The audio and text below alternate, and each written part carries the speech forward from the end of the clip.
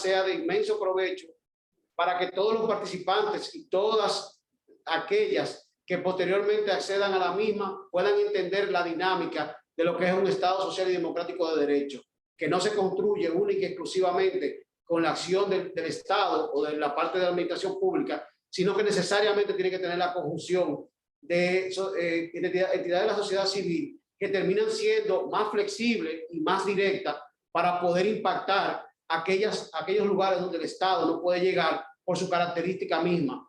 Y no quiero extenderme hablando de teoría del Estado, pero justamente esta dinámica, esta simbiótica, esta unión entre defensores del pueblo, procuradores de derechos humanos y sociedad civil, desde la perspectiva de igualdad de género, de equidad, de paridad, termina siendo un elemento interesantísimo a la hora de tú ver la evolución de una sociedad basado en el principio básico de todo, que es la igualdad. Gracias de todo corazón y desearle éxito como tal. Muchas gracias, Pablo, por tus palabras. Y bueno, continuamos con el saludo de la vicepresidenta, en realidad Jennifer Matamoras, en nombre de la vicepresidenta de la Federación Iberoamericana de Ombudsman, en lugar de Blanca Izaguirre. Así que si estás, Jennifer, por allí, te damos la palabra. Jennifer. Hola, ¿me escuchan? Sí, te escuchamos. Ok, muy buenos días a todos y todas. Mi nombre es Jennifer Matamoros. Tengo el honor de dirigirme a ustedes en mi carácter de delegada Junta Segunda del Comisionado Nacional de los Derechos Humanos, CONADE, en Honduras. Es un honroso placer para mí representar a la abogada Blanca Izaguirre, defensora del pueblo, quien les envía un cordial saludo a todas. También quisiera expresar nuestro especial agradecimiento a la Red de Defensorías de Mujeres de la FIO por la invitación a este espacio tan importante para reconocer y promover el liderazgo de las mujeres en un espacio relevante como es la sociedad civil. La participación de la sociedad civil es trascendental en el quehacer de las instituciones nacionales de derechos humanos. Eso también a nosotros como instituciones nos permite que podamos llevar a cabo nuestro mandato de promoción y protección de derechos humanos. Es por ello que desde el CONADE nosotros mantenemos una relación cercana con las organizaciones de sociedad civil y reconocemos que ese quehacer es esencial para mantener esta institución informada sobre las problemáticas recientes, obstáculos para el goce y disfrute de derechos humanos tanto en el país como en la región. Estas realidades que nosotros como CONADE llegamos a conocer a través de distintos procesos con organizaciones de sociedad civil y en este caso con mujeres líderes de la sociedad civil, destacan la prevalencia de las prácticas sociales y culturales discriminatorias que sitúan a las mujeres en una posición de inferioridad que promueven, legitiman y exacerban la violencia basada en género contra nosotras las mujeres. Desde el CONADE hemos sido contundentes en señalar la obligación estatal de erradicar la cultura del machismo y del patriarcado. Así como disculpen, para no continuar, la disertante de República Dominicana está solicitando hace rato que le den acceso a entrar. A ver si es posible para que ella esté presente también. Ya chequeamos eso, Ana, por favor. Ok, disculpen. Sí, como les mencionaba, que desde CONADE nosotros hemos sido bastante contundentes en señalar esta obligación que tienen los estados, no solo de Honduras, pero de la región, en erradicar la cultura del machismo, el patriarcado, así como esa discriminación histórica que nosotros como mujeres hemos vivido dentro de la sociedad, que fomenta esa tolerancia frente a la violencia contra mujeres desde todas sus manifestaciones. Y es precisamente por ello que resulta importante el liderazgo de las mujeres en sociedad civil, porque nos permite conocer de primera mano, de manera permanente, necesidades, obstáculos, logros, y también nos permite a nosotros dar recomendaciones, sugerencias acertadas sobre cómo mejorar la situación de derechos humanos de las mujeres, pero también cómo de manera acertada nosotros podemos mejorar nuestro trabajo para promover los derechos de las mujeres. En este sentido, el año pasado el CONADE presentó un amicus curiae ante la Sala de lo Constitucional de la Corte Suprema de Justicia, referente a un recurso de amparo que presentaron una plataforma de mujeres que se llama Somos Muchas aquí en Honduras, sobre una reforma constitucional que se hizo en detrimento de derechos fundamentales que pueden afectar derechos fundamentales como el derecho a la vida y el derecho a la salud de las mujeres. Desde el CONADE hemos observado con preocupación en relación a los derechos sexuales y reproductivos que son fundamentales para la protección del derecho a la vida y la salud de las mujeres, que el Estado de Honduras ha caído en retrocesos injustificados en cuanto al cumplimiento de sus obligaciones del respeto y protección y garantía de derechos humanos.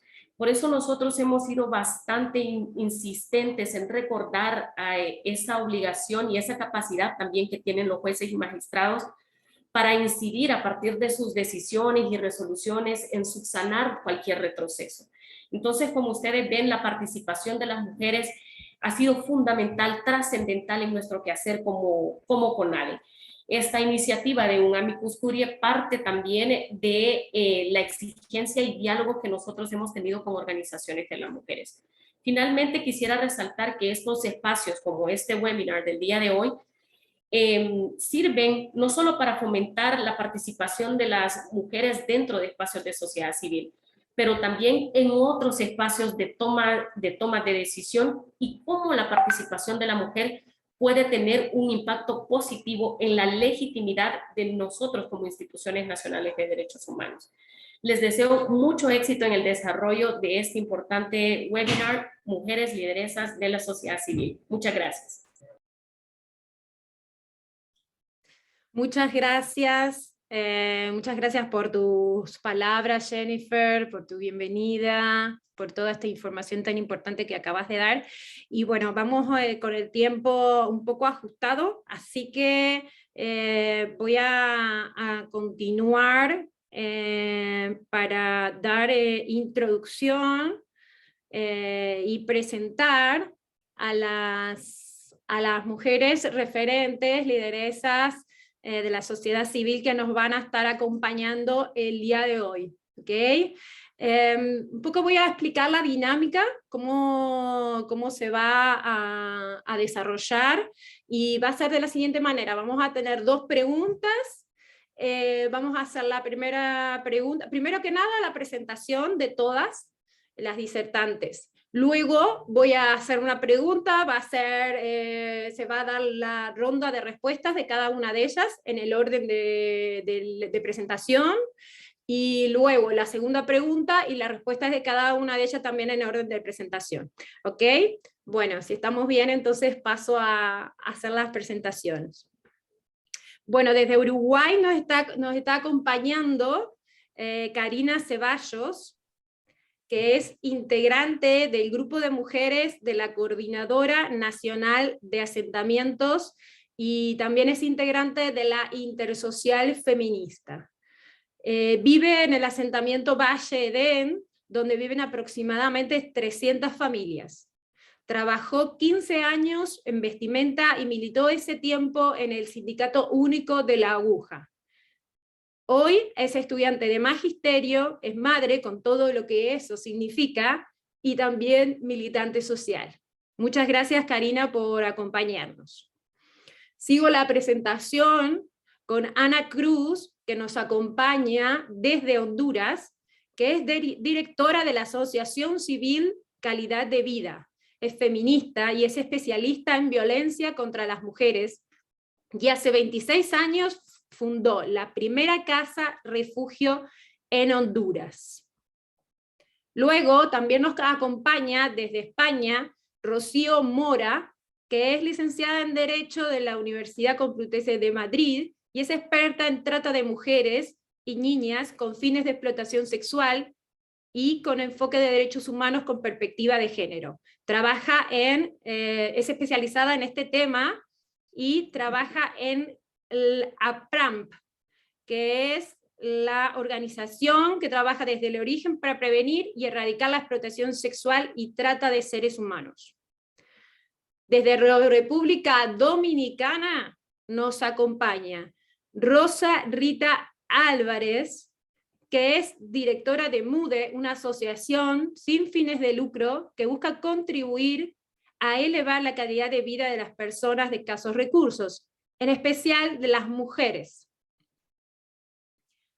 La señora Álvarez se diseñó un enfoque integral para el abordaje de accionar de la institución, se integró la perspectiva de género a los programas de desarrollo económico y desarrollo social, y se fortalecen las asociaciones comunitarias en los pueblos y ciudades.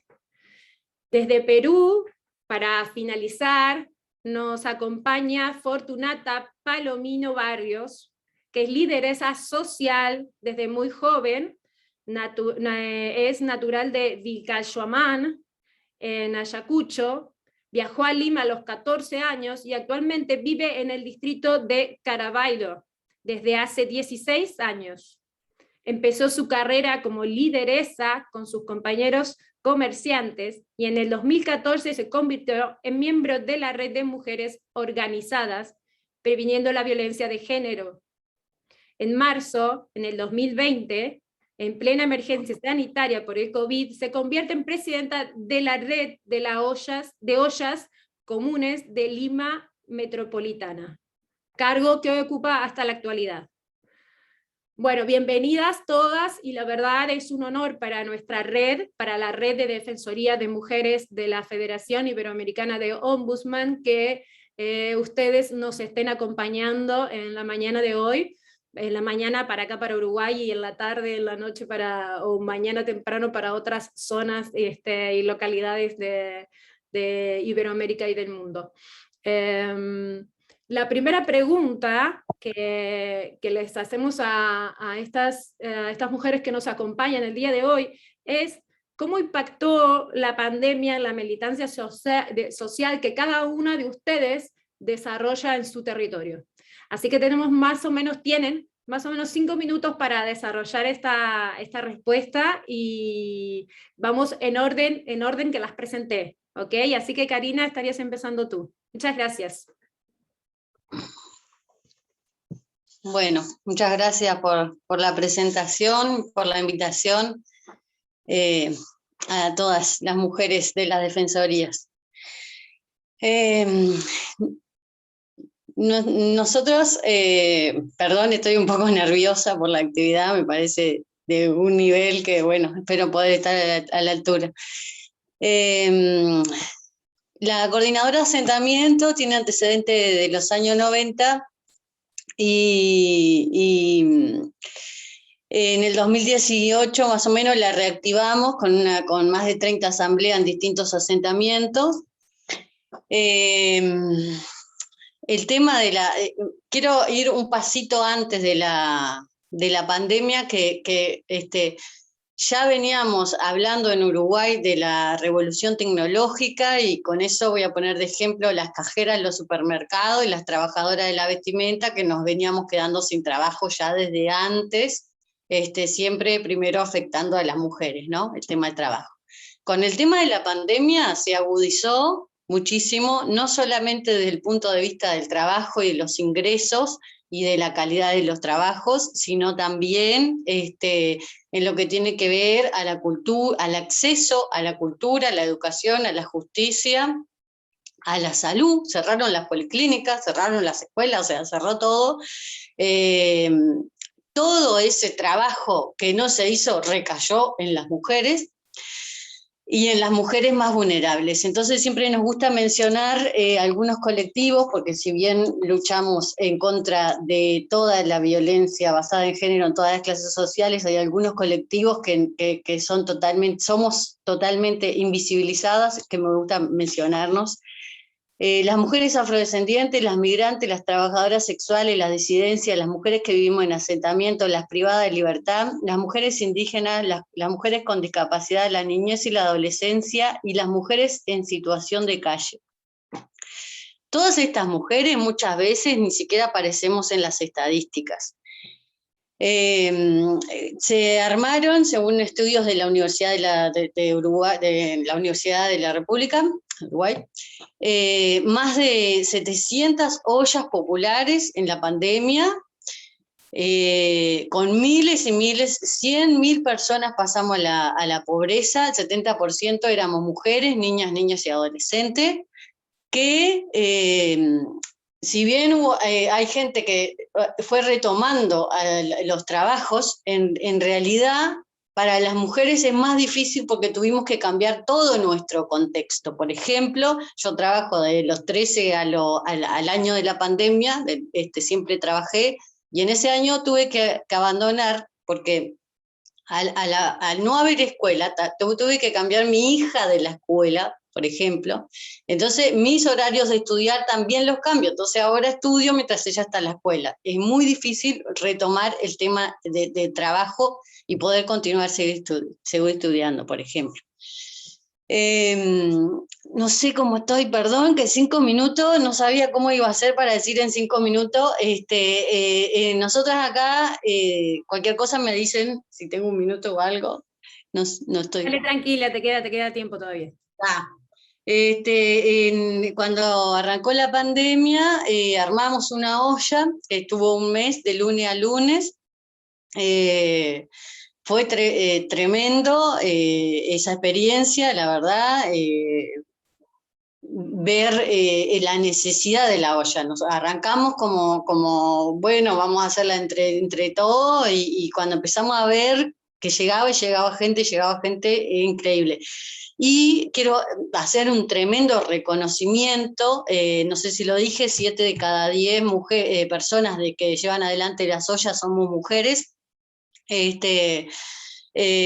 Porque nosotras al mes tuvimos que cerrar porque la mayoría que estábamos en la organización de esa olla trabajábamos y no pudimos continuar. Pero aparte, a nivel personal, no me dio el físico ni la cabeza y realmente es muy difícil llevar adelante una olla, y hay mujeres que hace 2 años que vienen llevando ollas adelante. Eso es algo insostenible.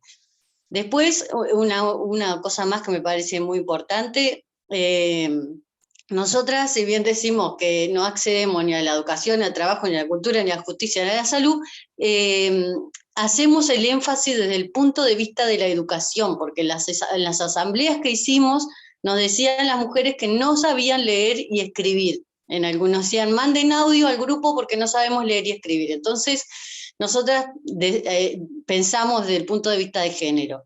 Una mujer que tiene 3 horas disponibles o menos, dependiendo de las distancias, porque no todas las escuelas son de 8 horas, y sin saber leer y escribir, ¿qué oportunidad de trabajo va a tener o qué oportunidad para resolver el problema de la vivienda? Ninguna. ¿O qué oportunidad para resolver el problema de la violencia basada en género, que es terrible, que afecta muchísimo a todos estos colectivos de mujeres y a la niñez y a la adolescencia mucho más? Hay 386.000 niños y niñas en Uruguay que viven en hogares donde hay violencia basada en género. Es una cifra que venimos repitiendo y repitiendo, pero no se toma conciencia en relación a eso, porque no se baja la cifra. Entonces, el énfasis del centro es desde el punto de vista de la educación, y pedimos becas para las mujeres, porque es muy difícil poder decirle a las mujeres que es importante que estudien cuando las mujeres todos los días están reciclando en contenedores de basura, limpiando zanja, muchas veces con los niños y las niñas, que eso es un horror, porque esto de la exclusión nos está llevando a 1850, donde los niños y las niñas trabajaban en las fábricas, ahora están trabajando limpiando zanja con las madres, revolviendo contenedores con las madres para poder alimentarse. Entonces, vos cualquier cosa me avisás cómo voy. Voy redondeando. También nos parece central el tema del reconocimiento del trabajo de las mujeres, las que no tienen niños en edad escolar. Yo tengo una vecina que tiene 2 niños chiquitos y está embarazada. Esa vecina es imposible, está en actividad. No, nadie puede decir que esa mujer no trabaja. Esa mujer trabaja desde que se levanta hasta que se acuesta, incluso en la madrugada. A veces hay que salir con los gurises sino un mango caminando a llevarlo a la policlínica. Entonces, tiene que haber un reconocimiento a las tareas y al trabajo no remunerado de las mujeres que sostenemos y sostenemos la vida desde que nacemos hasta que morimos. Muy bien, muchas gracias, Karina. Continuamos con la otra compañera.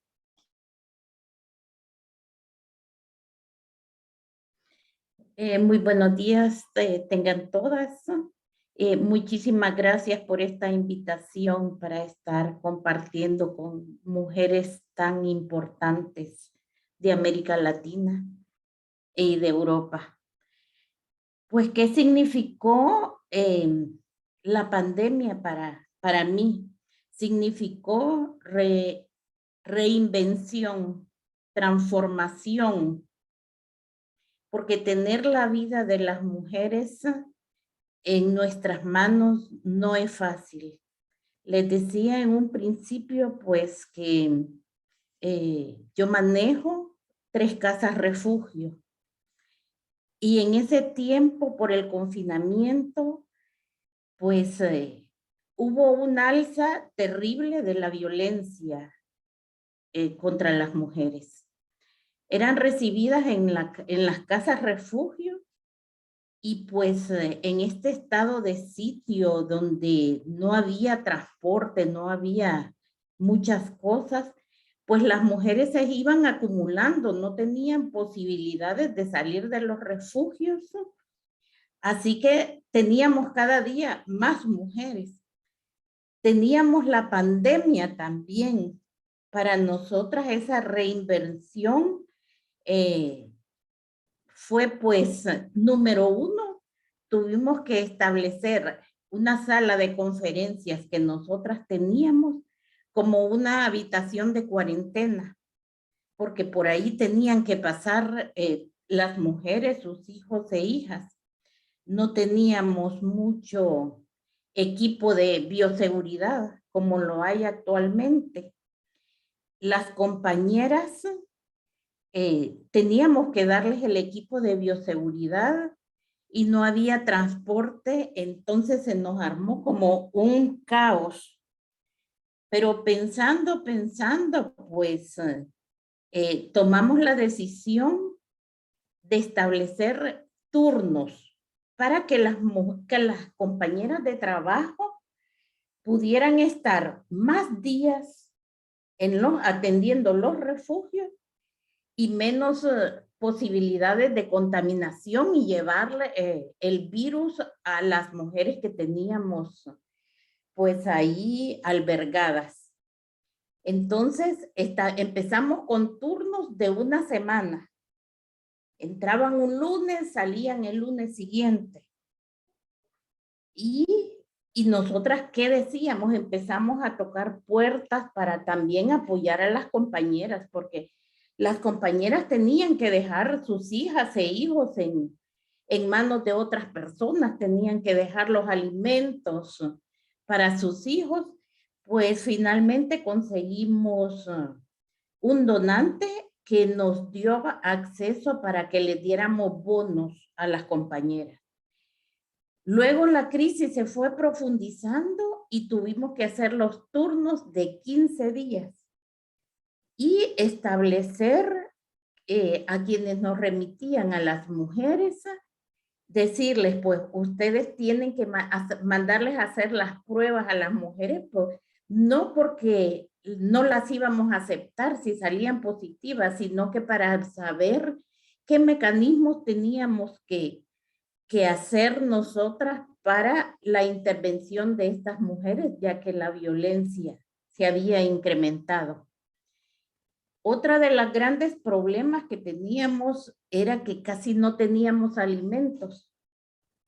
Tenemos un Estado que no nos apoyaba en nada.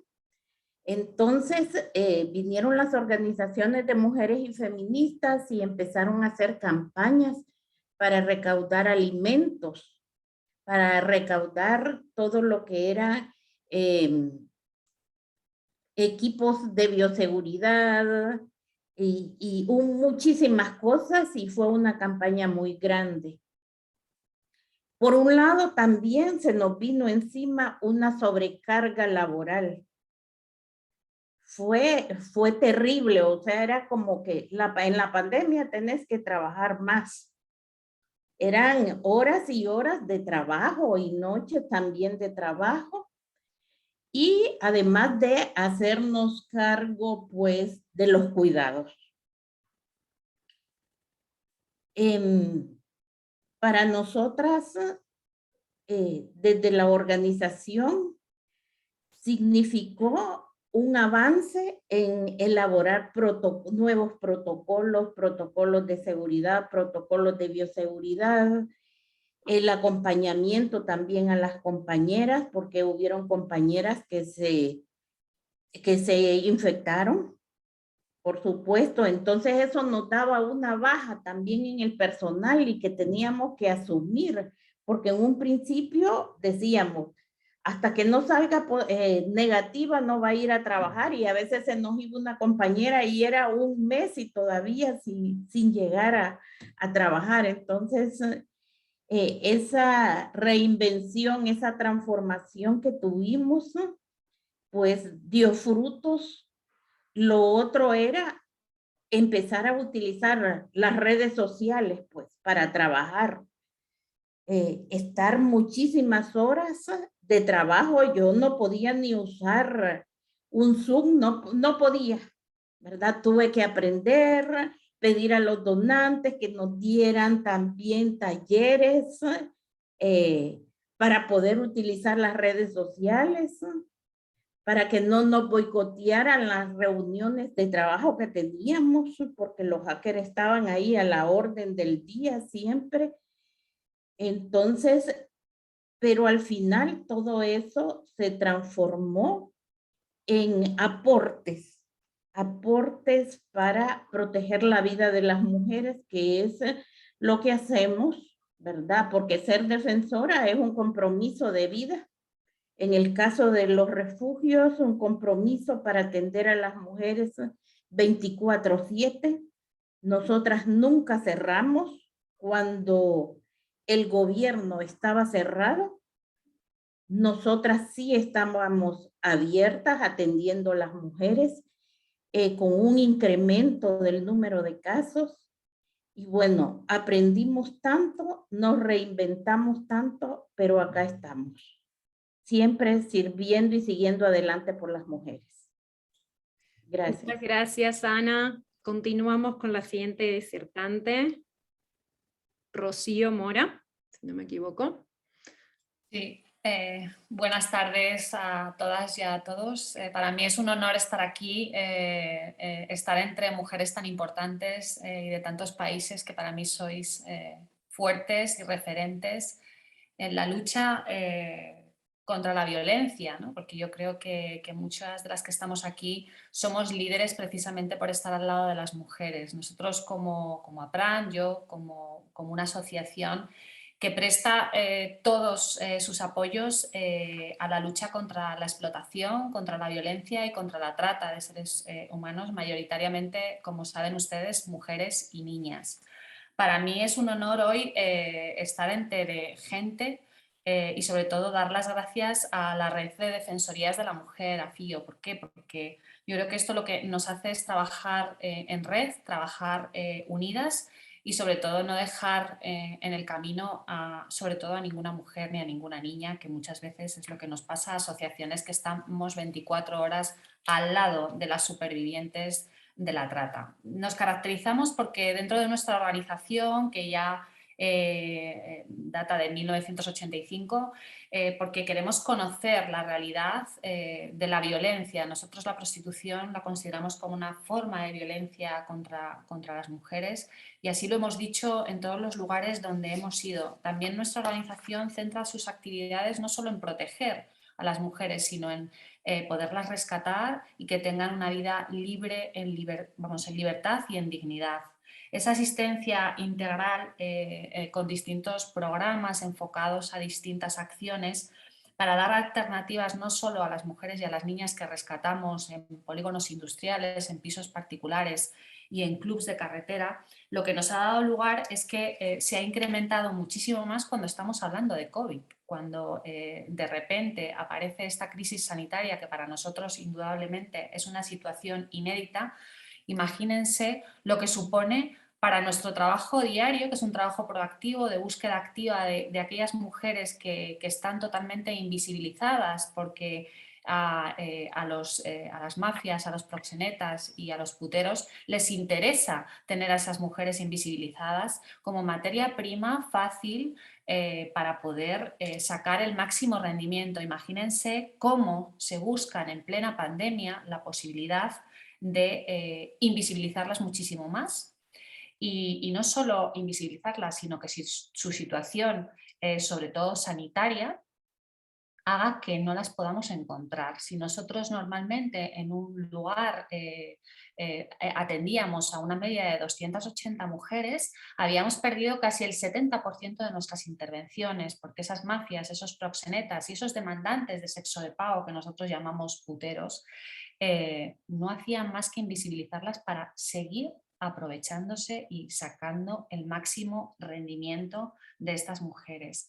Durante estos años que ha durado la pandemia, estas mujeres han sufrido un aumento en todas sus deudas, el pago de las plazas, el pago de la manutención, de sus vestuarios, de tenerse que, como nosotros ahora mismo estamos grabadas, era una prueba clave para que estas mujeres ya no pudieran salir de la situación de trata porque grababan todas y cada una de sus actividades.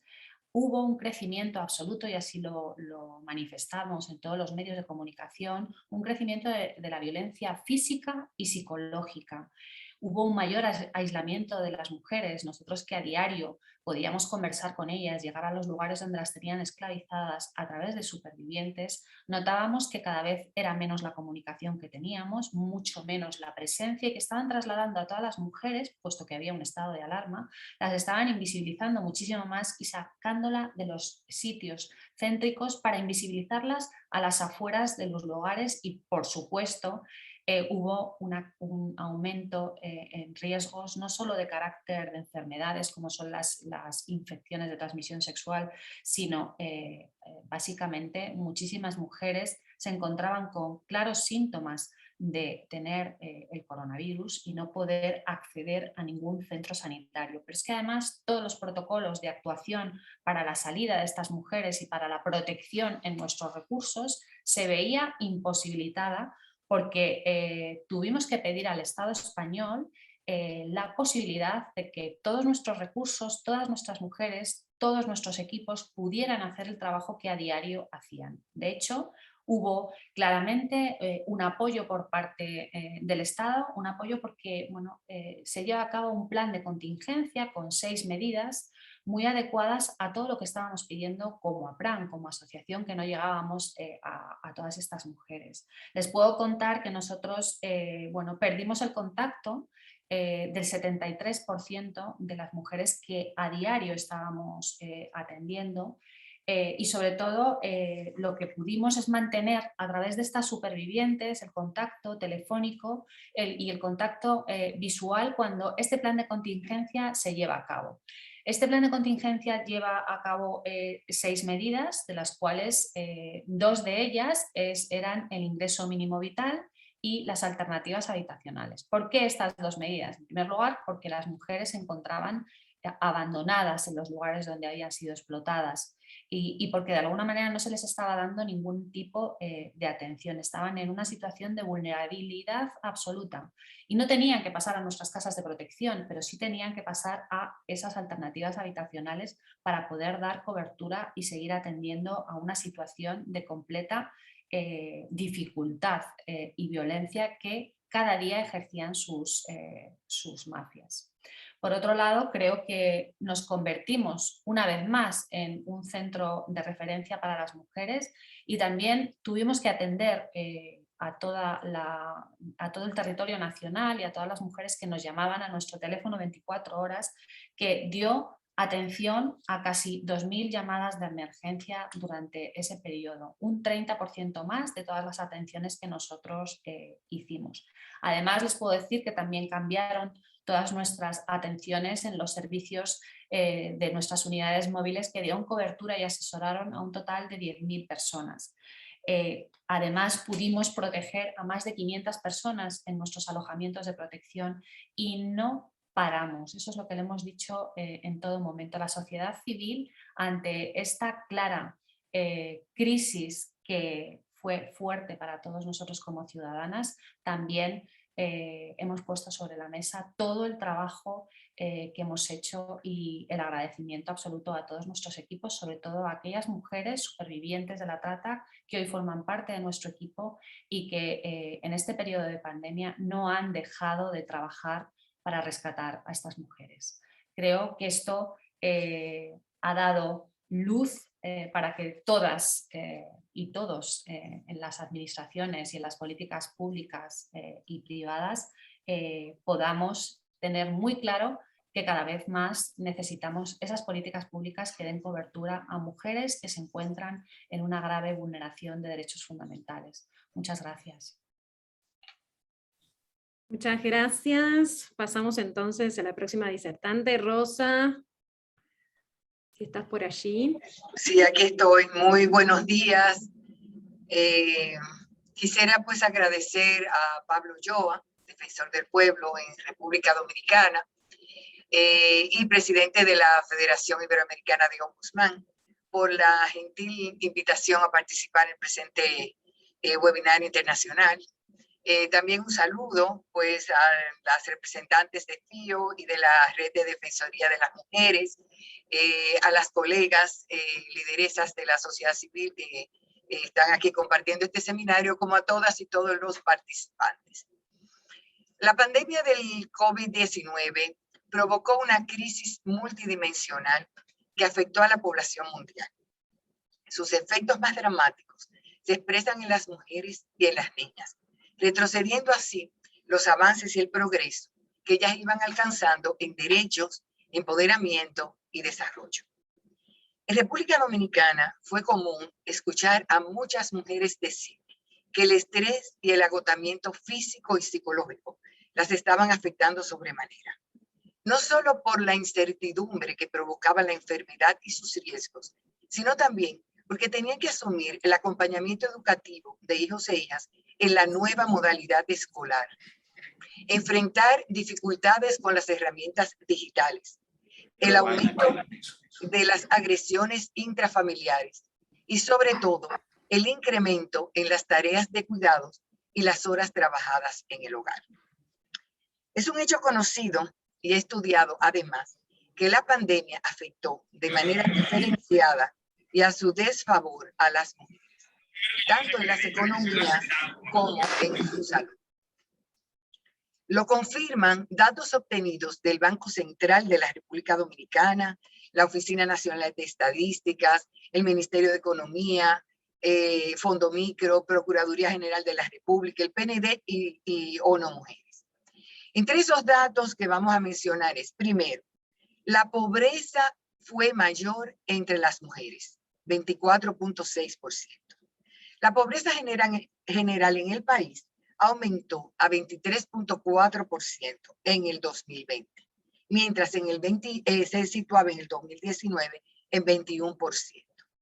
Las mujeres en el 2020 vivían con ingresos por debajo de la línea de pobreza en 24.6%, mientras los hombres en 22%. Y el índice de feminidad de la pobreza se calculó en 118 mujeres por cada 100 hombres. Sin embargo, es bueno señalar que el aumento no fue más alto y se logró evitar que 594.745 personas se sumaran a esta población empobrecida por los programas sociales que se llevaron a cabo desde inicio de 2020. Uno de ellos fue Quédate en Casa, que amplió a 1 millón de personas e incrementó el monto otorgado a las transferencias de recursos dirigidos a los y las más vulnerables vía unas tarjetas de solidaridad. Destaco que dicho programa impacta más a las mujeres. Otro programa que se llevó a cabo fue fase 1 y 2, que otorgó a los trabajadores 7,000 pesos, es decir, $120 mensuales del compromiso salarial que tenían con ellos y ellas los empleadores de aquellos negocios que estaban obligados a cerrar debido al confinamiento. Y por último, el programa PATI de asistencia al trabajador independiente. En segundo lugar, la población femenina ocupada se redujo en menos 9,05%. En los hombres cayó en menos 4,55%. Veamos que hay una gran diferencia. La caída del empleo femenino se acompañó con un aumento de mujeres que en el periodo de pandemia no buscaron empleos. Los empleos más golpeados fueron hoteles, bares y restaurantes, escuelas y otros servicios en los que la participación laboral femenina es muy importante. Las que no buscaron empleo, sus causas estuvieron relacionadas al incremento de responsabilidades familiares, los quehaceres del hogar y el aumento de las tareas de cuidado, oficios que por cultura patriarcal se les ha asignado a las mujeres. La población ocupada desde el 2021 se ha ido recuperando, pero aún no se han logrado los indicadores de 2019. Y en el caso de las mujeres, su incorporación ha sido más lenta. Un tercer punto, la reducción y desaparición de microempresas. En República Dominicana, más del 97,7% de las micro, pequeñas y medianas empresas son microempresas, que son negocios que tienen entre 1 a 10 empleados. Y se estima que el 60% de los hogares dominicanos vive de los ingresos de este tipo de negocios. En las empresas propiedad femenina, las mujeres son la principal fuerza laboral y el 80% de sus trabajadores también son mujeres, lo cual es sumamente importante. Sus principales actividades económicas son salones de belleza, alimentos preparados, restaurantes, comercios, escuelas, que fueron muy afectados con el cierre total o que tuvieron limitaciones horarias. Alrededor de la mitad de las microempresas vieron muy reducidas o cerradas sus actividades empresariales y una parte de ellas desaparecieron. Haber estado cerradas por cerca de un año hizo que su sobrevivencia fuera limitada. Perdieron clientes, liquidez y han tenido dificultad para enfrentar sus pagos. Si agregamos que en nuestro país una parte del 40% de madres solteras que tenemos aquí asumen el sostenimiento de sus familias a través de estos pequeñitos y pequeños negocios, entenderemos que para las mujeres la pandemia y la pospandemia han sido épocas sumamente difíciles. Cuarto, hablamos primero de la parte económica. Ahora, hay dos puntos que quiero resaltar en relación a la salud. La mortalidad materna creció y la morbilidad también, pero la mortalidad materna creció de 173 a 208 por cada 100,000 nacidos vivos. Ese crecimiento, del 19 al 20, tuvo como sus principales causas la hipertensión vinculada al embarazo, hemorragias, sepsis y abortos, los cuales aquí están prohibidos. Las mujeres priorizaron llevar a sus hijos e hijas al médico cuando se les presentaban problemas de salud. Sin embargo, postergaron sus visitas de seguimiento, aún las propias del embarazo, hasta cuando ya fuera inevitable. Por otra parte, aunque es comprensible, las instituciones de protección de la salud estuvieron centradas en la atención de la situación creada por la pandemia, significando con ello que tanto a nivel público como privado, la atención relacionada a otras enfermedades disminuyera. Y por último, la violencia de género aumentó. La crisis agrava las desigualdades y también agravan los patrones de comportamiento violentos. Sucedió así con la violencia de género durante la pandemia en nuestro país. El confinamiento trajo como consecuencia una agudización del lacerante problema de este tipo de violencia. Hubo mayor tiempo de las parejas estando juntas bajo un mismo techo, con las incomodidades tensiones y prohibiciones. Rosa, Fue el caldo, ya estoy terminando. y estaríamos bien también. Gracias. Fue el caldo de cultivo para que las conductas machistas tuvieran una mayor expresión y un agravamiento de las intolerancias, de las agresiones físicas, sexuales, psicológicas y verbales contra las mujeres. Sin embargo, la presencia misma del agresor les dificultaba a ellas salir en busca de ayuda. Esto lo evidencia el que en el 2000 las denuncias bajaron a unas 15.314 en relación a las un poco más de 19.000 en el 19. Pero se dispararon en el 21 a 22.410 y que las separaciones se duplicaron en el 2021 con relación al año anterior. Hasta aquí la primera pregunta. Muchas gracias, Rosa. Entonces pasamos y le damos la palabra a Fortunata. Fortunata, ¿estás por allí? Sí, muy buenos días Buenos días. a todas y muchas gracias por este medio. También agradecer a Samir Valverde de la Adjuntía para los Derechos de la Mujer y de la Defensoría del Pueblo. Bueno, como al principio, pues que yo pertenezco a una red de mujeres organizadas previniendo la violencia de género. Antes de la pandemia veníamos trabajando en cuanto a la lucha de los derechos de la mujer, de niñas y niños, y también contra la violencia machista patriarcal. Desde esa plataforma, pues, nos sumamos a este gran trabajo que nos han obligado prácticamente a vivir confinados, a vivir encerrados. En nuestro país se decretó por 15 días, pues para nosotros era que los 15 días pasan rápido y retomaremos nuestros quehaceres. Pero se fue turnándose 15 días, un mes, pero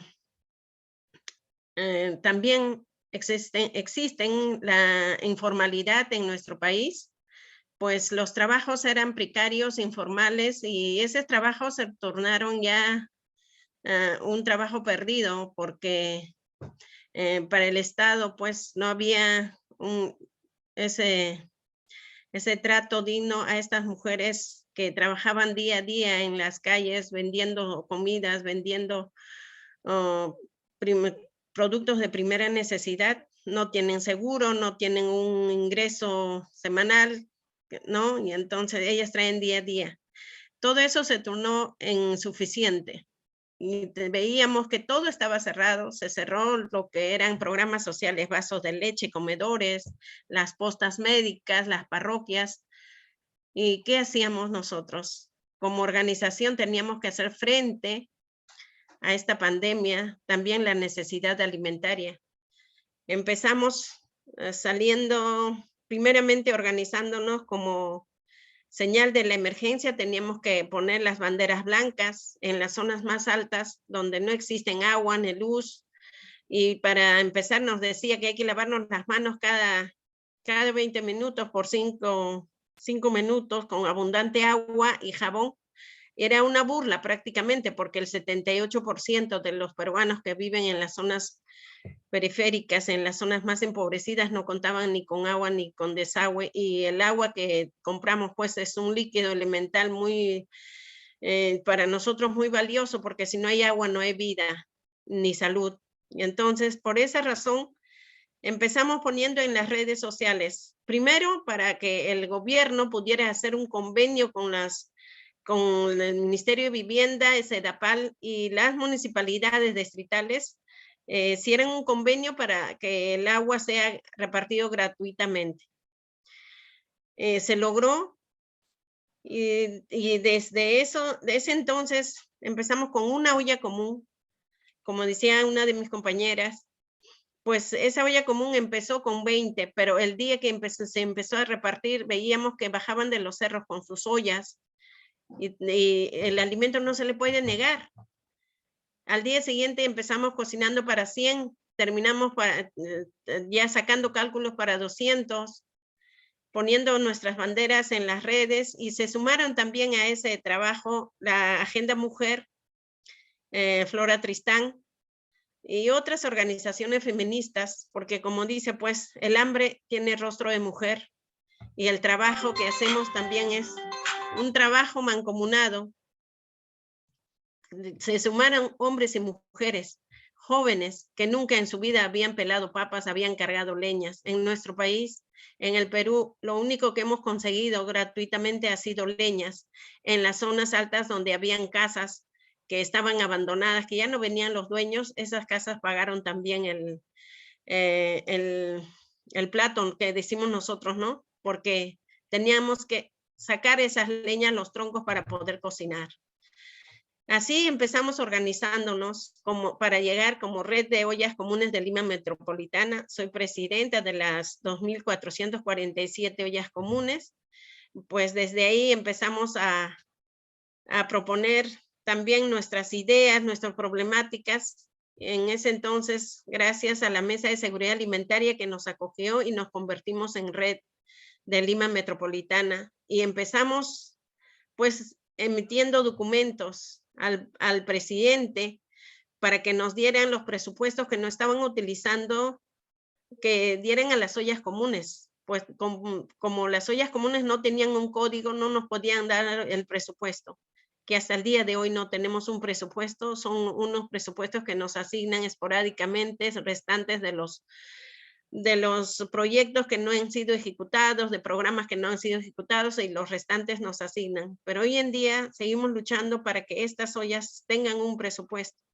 Hemos salido a las pistas, a las avenidas, a los mercados, a pedir ayuda en las avenidas con nuestros niños, con nuestras ollas. Sin embargo, los policías nos agarraban y nos decían, váyanse a trabajar. Pero si todo estaba cerrado, los mercados, las farmacias, las tiendas, ¿a dónde vamos a ir a trabajar? Y los que vendíamos comidas en las calles, en las noches salíamos a vender ya sea salchipapas, caldo de gallina, diferentes cosas, ya no se podía porque todo estaba prohibido. Y pues creo que nos ha enseñado también a ser solidarias, sororas, porque se sumaron muchos trabajos a las peruanas.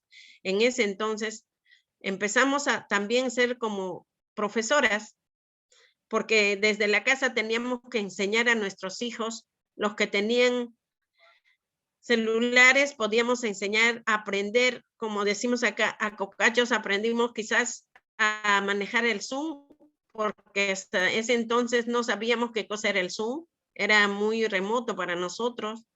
Y pues desde ahí empezamos apoyando como profesoras, como madres, como enfermeras, porque también teníamos que atender a nuestros enfermos que están en las casas, ver que todos están encerrados, se contagiaron, y llevar el almuerzo, llevar el desayuno, llevar la comida, hacer intercambio de utensilios, ¿no? Con la bioseguridad. Pero creo que nos ha servido mucho. Hoy en día, a pesar que no tenemos un presupuesto, seguimos luchando unidas con un solo objetivo, que las mujeres no nos quedamos atrás. También enseñamos a los varones a ser solidarios, a trabajar en conjunto, en unidad. También hacemos la sensibilización en la lucha contra la violencia, y también en igualdad de género. Todos somos iguales, hombres y mujeres. No podemos ser diferentes a nuestra situación, a la precariedad que estamos viviendo hoy en día. Hoy día estamos pasando una situación muy crítica porque estamos con toque de queda. Redondeando, por favor, redondeando con esta idea, que ya estamos con el tiempo. Gracias. Muchísimas gracias. Estamos con toque de queda, pero las ollas comunes hoy en día están vacías, que el gobierno hasta el día de hoy no nos asigna un presupuesto. Eso es lo que nosotros sentimos en el alma. No podemos salir, de noche a la mañana nos decreta un toque de queda y las mujeres estamos con las ollas vacías. Empezaremos nuestra lucha en las calles como siempre que hacemos, porque nada nos viene gratis y nada hemos conseguido fácil. Muchísimas gracias, no quiero quitarle más tiempo. Ojalá que me den otro tiempo más para redondear. Muchas gracias. Gracias, Fortunata. Sí, comenzamos entonces ahora. Gracias a todas por cada una de sus intervenciones. Fui un poquito amable con el tiempo esta vez. Les di un par de minutitos más a cada una, pero en esta segunda ronda voy a ser un poco más estricta, ¿tá? Para poder cerrar en más o menos en la hora pautada. Bueno, comenzamos con la segunda ronda y la pregunta es ¿cuáles son los retos post pandemia de las mujeres que luchan en la sociedad civil y cómo podrían contribuir, por ejemplo, las defensorías u otras instituciones de derechos humanos análogas? Comenzamos entonces otra vez con la ronda y tendría la palabra Karina Ceballos.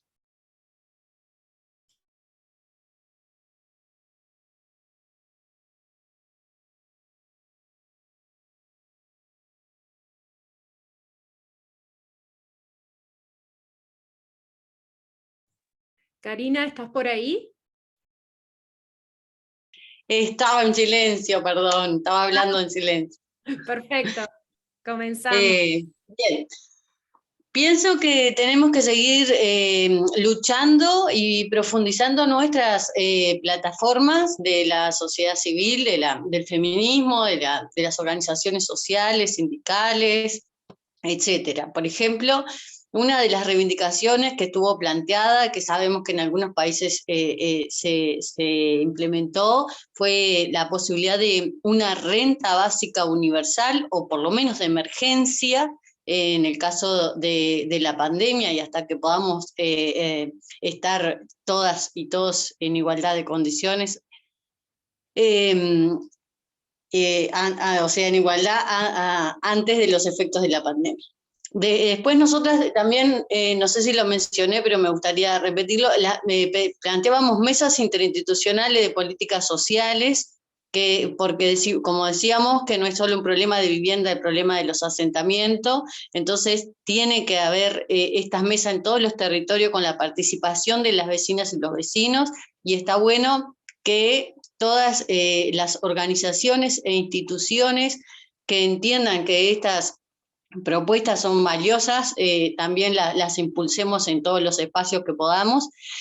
La cultura nos parece central con perspectiva de género e interseccional en todos los espacios, pero fundamentalmente en los espacios que somos más vulnerados, que son en las periferias, en el interior del país, en los asentamientos, porque es una manera distinta de que llegue el mensaje de basta de exclusión, ¿no? Basta de exclusión a las personas más vulnerables, que somos mujeres, niñas, niños y adolescentes.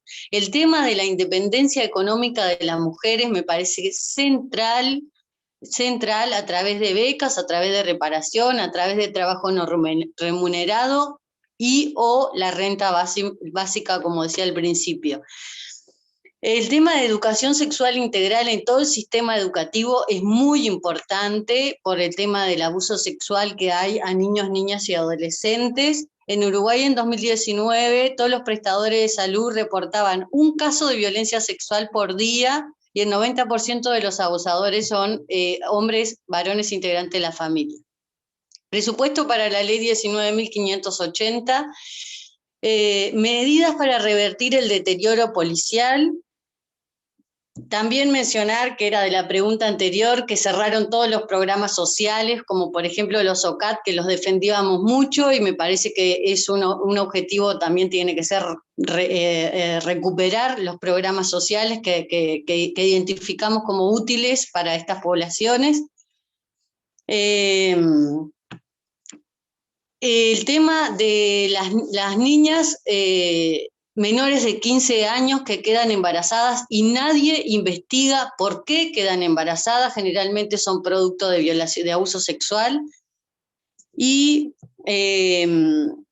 para terminar, lo que me parece central como desafío de las mujeres todas, de la sociedad más vulnerable toda,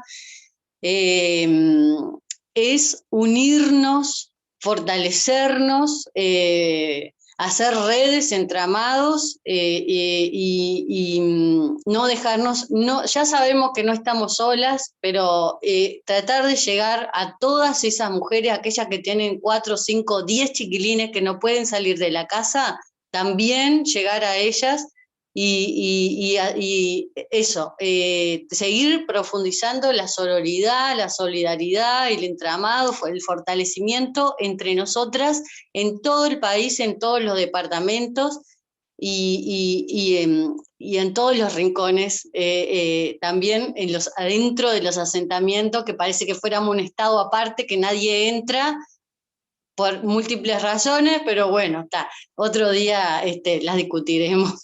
Muchas gracias. Muchas gracias, Karina. Entonces pasamos la palabra a Ana Cruz. Bueno, pues en un sistema machista patriarcal que se ha profundizado en nuestro país, pues para nosotras el principal reto es la aprobación de la ley de casas refugio. Llevamos 5 años luchando en las calles porque se apruebe esta ley de casas refugio y pues los congresistas tienen oídos sordos, no les interesa el tema de las mujeres y han habido grandes retrocesos en lo que se refiere a las mujeres. Pues nosotras, mientras estemos acá defendiendo la vida de las mujeres, pues no nos pararán, no nos callarán y estaremos siempre exigiendo esta ley de casa refugio, porque se trata de dar la sostenibilidad que necesitan los refugios, albergues o casas de acogida en nuestro país. Lo otro es, pues, continuar en la lucha porque se respete el Estado laico.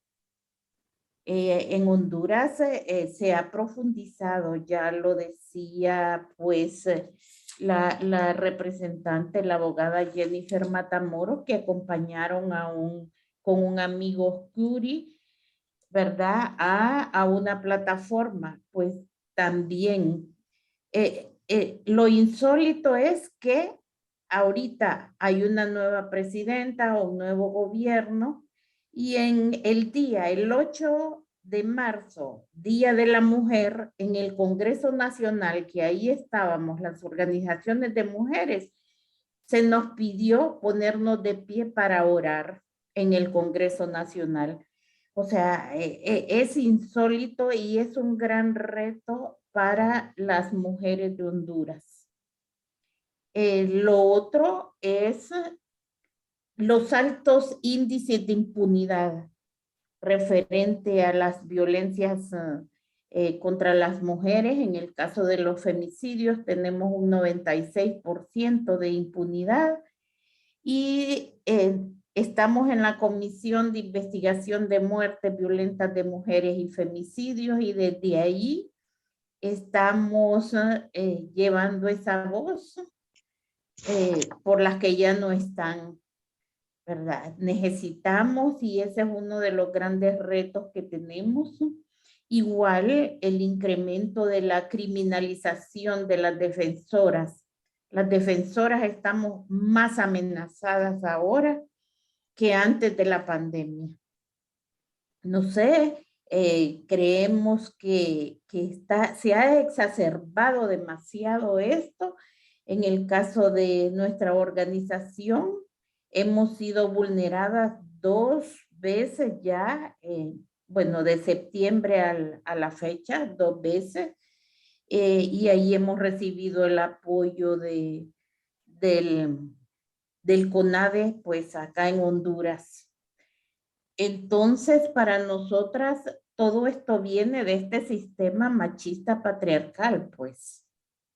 Y toda esta exacerbación de la violencia en las mujeres ahora, la violencia recibida es mucho más aguda que en el pasado. Las defensoras perseguidas, una cultura de violencia que se ve por todos lados. Entonces, para finalizar, las mujeres deben ser el centro de toda la respuesta que estemos buscando. Y eso es lo que pedimos a los ombudsman, a las ombudsman de América Latina. Muchas gracias. Muchas gracias, Ana Cruz, y vamos a pasar la palabra a Rocío Mora. Bueno, yo creo que no me voy a repetir ni con Karina ni con Ana, que estoy totalmente de acuerdo con todo y apoyo todo lo que han dicho. Como entidad especializada, yo pido seguir trabajando, seguir visibilizando a esas mujeres que mafias, proxenetas y puteros quieren invisibilizar. Yo pido que todas nos unamos en ese sentido y en todos los países, porque yo creo que es muy difícil, y me vais a entender, es muy difícil en el ámbito, en materia de violencia, en el ámbito de la pareja, es dificilísimo sacar a una mujer para que tenga una nueva vida. Pues imaginaros lo difícil que es iniciar los procesos de salida sin contar con un apoyo, sin contar ni ser visible para la sociedad, es totalmente inviable. Y estoy hablando de las mujeres que están siendo explotadas, que son víctimas de este grave delito internacional, que es una brutal violencia, pero que tiene que ver con el crimen organizado. Y muchas personas no quieren ver, están ahí porque quieren, eligen estar ahí, y yo sí que pido unión de todas las mujeres en este sentido. Creo que no podemos cuestionar permanentemente como cuestiona el maltratador y como cuestiona las mafias que se están aprovechando de estas mujeres, estar cuestionando el testimonio vital de todas y cada una de las mujeres. Por tanto, quiero mejor garantía para los derechos, no solo en protección y en asistencia dentro de nuestros recursos, porque como organizaciones especializadas vamos a estar ahí siempre, siempre. Creo que así lo hemos demostrado, pero no somos nosotros. Yo creo que el verdadero responsable de que no se vulneren los derechos de las mujeres, que no se violen cada una de las vidas de estas mujeres, es el Estado. Por tanto, yo quiero que el Estado se dé cuenta de que le necesitamos, y le necesitamos porque en España en el año 2017 hay un pacto de Estado en el que todos los partidos políticos en el Congreso se unen y entienden que la prostitución, la trata y la explotación son formas de violencia contra la mujer. Somos conscientes como asociación que trabaja y hace incidencia política que muchos partidos en el Congreso no quisieron mirar de frente la prostitución. Y no la quisieron mirar porque no tienen claro que la prostitución sea una forma de violencia. Por tanto, yo quiero dejar aquí claro palabras y estudios que hacemos desde APRAN y que lo llevamos a todos los lugares, porque creo que hay que avanzar en esta lucha y lo tenemos que hacer unidas, compañeras. Lo tenemos que hacer desde todos los países, porque de nada sirve que en España haya una ley de lucha contra la trata, hay un pacto de Estado en el que la medida 257 sea la aprobación de una ley, que la llevemos pidiendo y sea una exigencia desde el año 2017, que hayamos pasado por una pandemia, que ahora estemos pasando por una guerra en la que nos estamos y seguimos encontrando con mujeres y con niñas que están siendo moneda de cambio en estos lugares. Creo que es fundamental que se garantice en esta ley, se garantice una especialización, se garantice una reparación del daño. Creo que todas lo hemos dicho, son necesarias ayudas directas para todas estas mujeres. Debe haber una perspectiva profesional, debemos trabajar conjuntamente con los cuerpos y fuerzas de seguridad del Estado, porque a nosotros muchas veces nos ha pasado, atendemos a muchas mujeres de 59 nacionalidades diferentes Y cuando te coordinas con los países de origen, con los países de tránsito, cuando una mujer denuncia en España, no denuncia en los países de origen. Por tanto, se hace una búsqueda en España de las personas que están articulando y se están aprovechando de estas mujeres, pero en destino se sigue vendiendo a todas y cada una de las mujeres. Si no hay una ley, si no hay una coordinación, y eso es lo que yo pido con este webinario, y os pido a vosotras como mujeres líderes dentro de la sociedad civil, creo que tenemos que ser nosotras las que ayudemos a otras mujeres. Creo que es importante hacer un seguimiento estadístico de qué es lo que están pasando con mujeres que están saliendo de los países engañadas, violentadas, coaccionadas, cómo se las está trayendo a un país de destino que es España, porque hay una demanda brutal. Somos el primer país a nivel europeo y el tercer país a nivel internacional que más demanda a mujeres y a niñas para ser esclavizadas en nuestras calles, en nuestros polígonos industriales y en pisos particulares. Quiero una ley donde se haga y se aplique el Convenio de Varsovia, en el que se está castigando a todas y cada una de las formas de proxenetismo. Hay que penalizar a todas aquellas personas que día tras día están sacando el máximo beneficio de los cuerpos de las mujeres. Creo que está bien, ya está bien de todo esto. Y por otro lado, insto a todo el mundo a la coordinación, a la cooperación, a seguir en esta línea. Y quiero terminar con una frase que todas ellas dicen, y es que nadie se ofrece para convertirse en una esclava, ni en España ni en ningún otro país. Y si alguien lo hiciera, creo que el Estado no puede avalarlo, ni puede darle un reconocimiento ni jurídico ni un valor social, compañeras. Y en eso creo que tenemos que estar unidas. Muchas gracias. Muchas gracias, Rocío. Pasamos la palabra a Rosa. Bueno, ante la pregunta, entendemos que los retos son los mismos de la prepandemia. Los de defensa de los derechos humanos, en especial de las mujeres, y la igualdad de oportunidades entre los géneros. Como ya dijimos, la pandemia agudizó las inequidades y afectó más a las mujeres en pobreza y vulnerabilidad. Luego de la pandemia, en términos concretos, los retos que tenemos por delante deben ser trabajados de manera intensa y responsable, pues no bastará volver a los indicadores de 2019. Hay que replantearse avanzar más allá hasta alcanzar el respeto a nuestros derechos y a la igualdad, ya que es la única forma de lograr la justicia social, el avance de nuestros pueblos y el crecimiento de los países. La pandemia reafirmó la necesidad o la conveniencia de, 1, defender la ampliación de los programas de protección social, pues la situación que tras de sí ha dejado el COVID-19, el ritmo que lleva la recuperación de la economía y el comportamiento de la inflación requiere que las poblaciones vulnerables, y en especial las mujeres, cuenten con este tipo de apoyo hasta que puedan lograr su mejoría.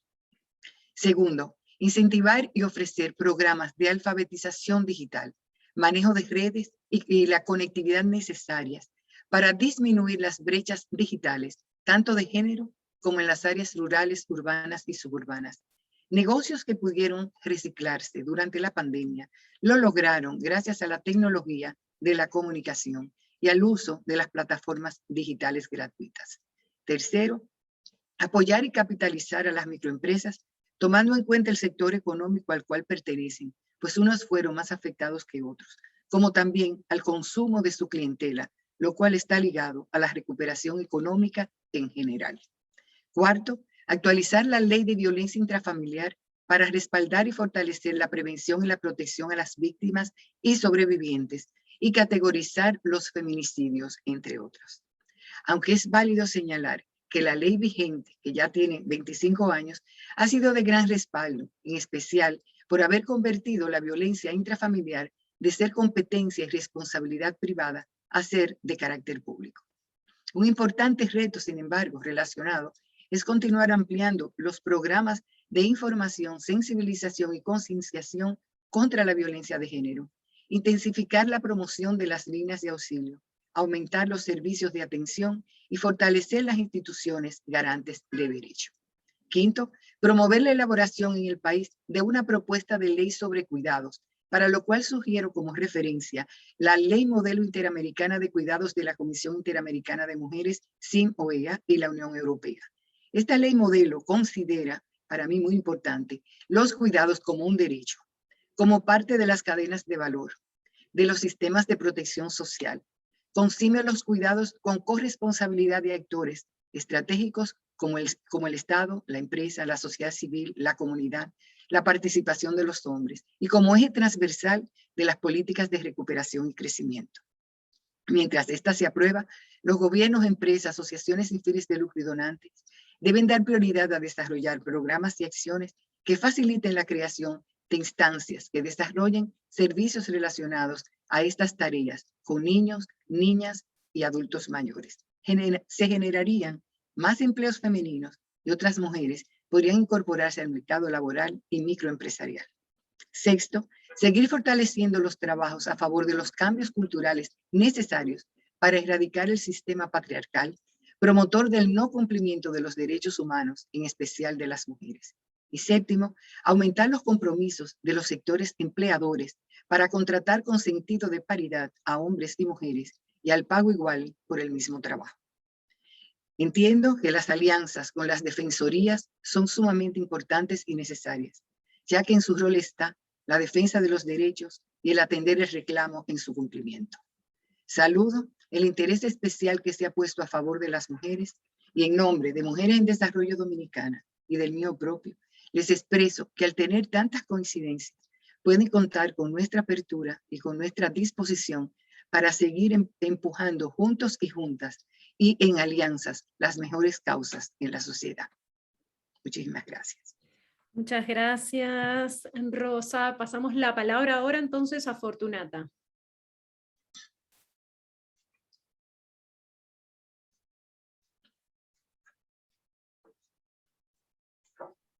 Fortunata, ¿estás por allí? Muchas gracias compañera. Bueno, los retos y desafíos que demandamos nosotros al gobierno es se declare la emergencia alimentaria y de esa forma pueda potenciar la intervención temporal de hambre cero. Se convoque un comité de emergencia alimentaria liderado por el Estado y con la participación de la sociedad civil en el sector privado y la academia. Se incorpore a las ollas comunes hambre cero como un programa específico de respuesta a la emergencia alimentaria, que se dote una participación presupuestal en el presupuesto para el 2022 para que enfrenten la emergencia alimentaria a través de hambre cero, para que cubra la asistencia alimentaria hasta 12 meses después de la finalización de la pandemia. Los retos que los gobiernos locales deben cumplir son que la Municipalidad de Lima reconozca la red de ollas comunes de Lima Metropolitana, que se reconozca a los comités de transparencia de los distritos elegidos de manera democrática y transparente, que se institucionalicen los espacios del diálogo, fortaleciendo la gobernabilidad alimentaria. Que el MIDES garantice la salud de las familias de las ollas comunes, apoya con implementación de bioseguridad, higiene y nos ayude a garantizar la inocuidad de nuestros alimentos, que se dé desde el Ministerio de Trabajo, se reactive la economía desde los barrios y el programa Trabaja Perú, mejorando la infraestructura comunitaria de emergencia alimentaria. Que el Ministerio de Vivienda y SEDAPAL brinde acceso al agua segura con sistemas intermedios de agua y saneamiento para las ollas comunes.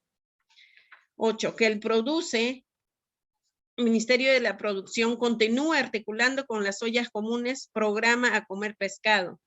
Que el Ministerio de la Mujer intervenga para garantizar ambientes libres de violencia ni discriminación, que se implementen programas productivos, capacitando y financiando emprendimientos colectivos.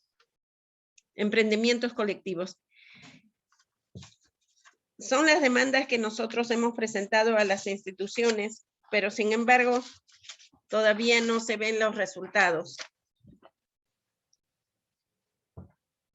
Que el Ministerio de Educación implemente las infraestructuras de las aulas virtuales, brindando internet gratuito y tablet para nuestros niños.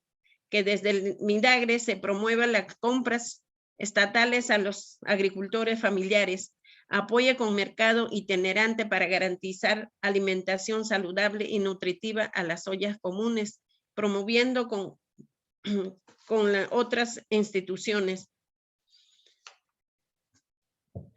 También la seguridad alimentaria es muy importante en nuestra organización y el emprendimiento de las mujeres que han perdido su trabajo. Tenemos muchas mujeres que son madres solteras, también se han quedado a cargo de los adultos mayores. Para esas personas, para estas mujeres que vienen dando fuerza a sus familiares, soporte a sus familiares, pues también pedimos que desde el Ministerio de Salud también implementen en el tema de salud mental comunitario, porque muchas personas perdieron sus familias y todos sus bienes por la enfermedad, porque la situación en el Perú ha sido caótica en cuanto a la salud. Los hospitales han colapsado, entonces no había quien atienda a estas personas y perdieron todos sus bienes para afrontar la salud. Aún así perdieron a esas personas valiosas y se quedaron sin ingreso económico. Y desde esta plataforma nosotros instamos al gobierno que implementen los trabajos temporales y también la atención inmediata a las personas huérfanos y huérfanas que quedaron en abandono. Quizás podría decirle muchas cosas más, pero estas son nuestras demandas, nuestros retos, y que estamos dispuestos a trabajar también con ustedes en esta lucha que tienen, y creo que las luchas que tenemos son parecidos, no porque estamos en otro país, a otro país son diferentes, con diferentes quizás de presupuestos, pero la lucha es lo mismo, es en favor de las mujeres, en favor del alimento, en favor de las niñas y niños, y en contra del machismo patriarcal. Muchísimas gracias. Muchísimas gracias, Fortunata.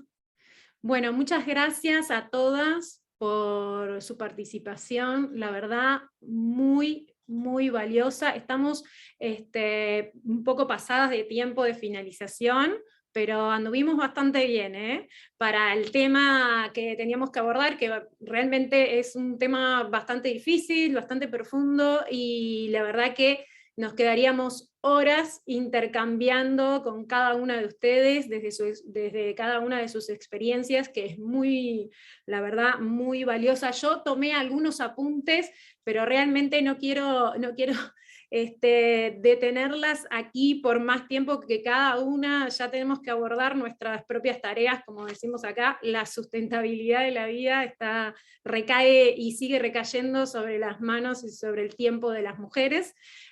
Así que no queda más que agradecerles a todas. Este webinario va a quedó grabado y luego va a ser editado y va a ser subido al canal de YouTube de la Red de Defensoría de Mujeres. Les invitamos a quienes estuvieron participando como asistentes, que si quieren enviar preguntas lo pueden hacer a nuestro mail fiomujeres@gmail.com, y les pondremos en contacto con las disertantes, que ya tenemos todos sus contactos, así que las podemos contactar. A mí me parece muy importante haber compartido este espacio. Creo que haciendo red, conociéndonos, conociendo nuestros trabajos, es como podemos avanzar en derechos y en las garantías de nuestros derechos en todas partes del mundo, ¿no? Muchas gracias por su tiempo, y bueno, estamos en contacto. Gracias, Virginia. Muy buena moderación. Gracias, saludos a todas. Bye, bye. Adiós, adiós. Un Muchas honor, gracias. un Gracias honor por la tenerla invitación. con nosotros.